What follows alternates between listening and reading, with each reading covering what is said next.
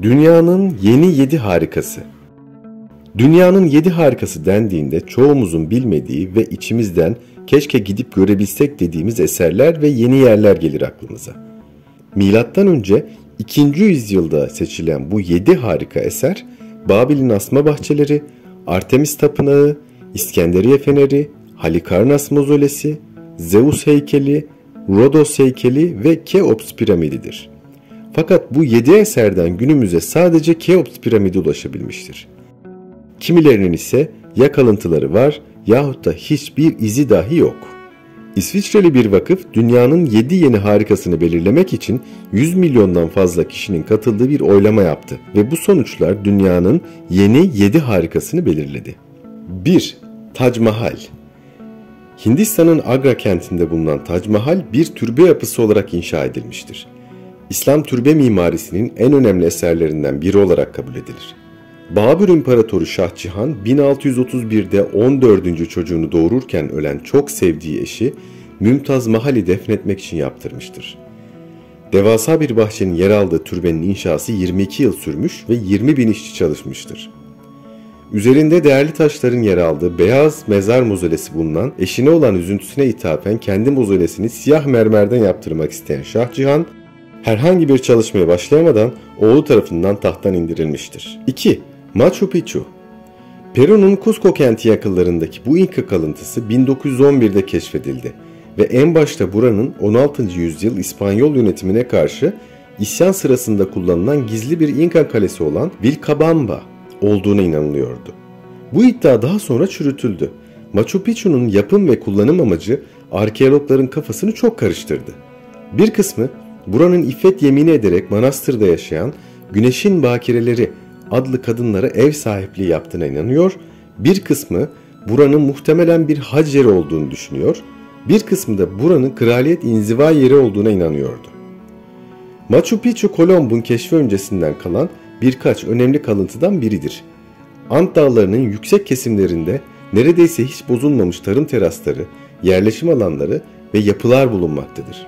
Ayrıca 2000 yılında burada düşüncesizce çekilen bir bira reklamı esnasında vincin yıkılması sebebiyle eserlerde hasara sebep olunmuştur. 3. Çin Seddi. Pekin yakınlarında bulunan Çin Seddi'nin 8850 kilometre veya 21200 kilometre uzunluğunda olduğu konusunda ihtilaf bulunmaktadır. Şu an ayakta olan kısmı yaklaşık 2500 kilometredir. Milattan önce 7. yüzyılda başlayan inşaat çalışmaları 2000 yıl boyunca hanedanlar değiştikçe devam etmiştir. Her ne kadar işgal ve baskınları önlemek amacıyla inşa edilmiş olduğu iddia edilse de biraz da katı yönetiminden kaçmak isteyen Çin halkını içeride tutmak için de inşa edildiği düşünülmektedir. Ayrıca bu set Hun Türkleri ve Moğollar tarafından da geçilmiştir. 4. Petra.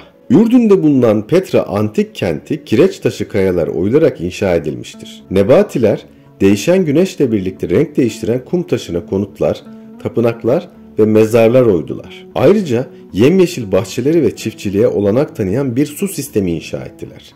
Petra'nın en parlak döneminde 30 bin kişilik bir nüfusa sahip olduğu bilinmektedir. Ancak ticaret yolları değiştikçe şehir gerilemeye başlar ve milattan sonra 363'teki büyük depremin ardından şehirde hayat gayet zorlaşır. Ardından milattan sonra 561'deki başka bir depremle birlikte şehir yavaş yavaş terk edilmeye başlar.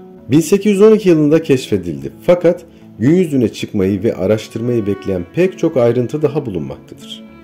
5. Kolezyum. Roma'daki Kolezyum 1. yüzyılda İmparator Vespasian'ın emriyle inşa edilmiştir. Bir mühendislik harikası olan amfiteyatro 189'a 156 metre boyutlarındadır ve karmaşık bir tonos sistemine sahiptir.